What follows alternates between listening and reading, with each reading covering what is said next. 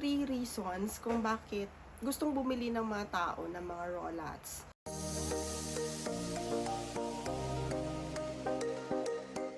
So by the way, ang mga raw lots are actually agricultural land that are being used or being sold as residential.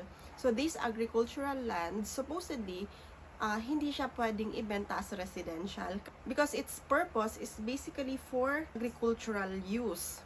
But marami kasi ngayon yung mga nagbebenta or mga sellers na nagbebenta ng mga raw lots na agricultural tapos binibenta nila as residential. At ito yung mga nakuha kong top 3 reasons kung bakit people are buying raw lots. So number 1 is mura.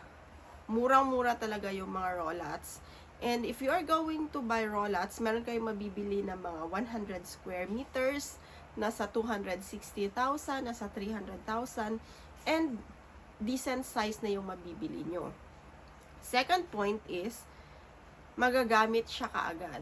Madami kasing nagbebenta ng raw lots na ina-advertise na pwede mo nang gamitin kaagad yung property na binili mo, quote and quote, magagamit mo na kaagad kasi first payment pa lang, pwede mo na siyang patayuan kaagad ng bahay. So, the third reason is, the most important one, yung sabi nila is, walang alam sa mga raw lots. Yun pala, this is, or yung binibili pa na nila, is agricultural. Kaya, over time, at the end of the transaction, nahihirapan silang i-transfer yung name property kasi nga, yung intended use supposedly ng raw lot is actually for agricultural, not for residential.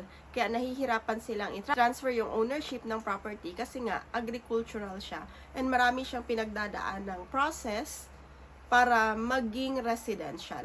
So, in my next video, I'm going to share with you kung ano ba yung mga raw lots and bakit hindi siya basta-basta nagkakaroon ng title or hindi siya pwedeng i-apply agad ng title as residential because of the long process na kailangan i-follow ng isang developer para mabenta yung isang agricultural land to residential lot.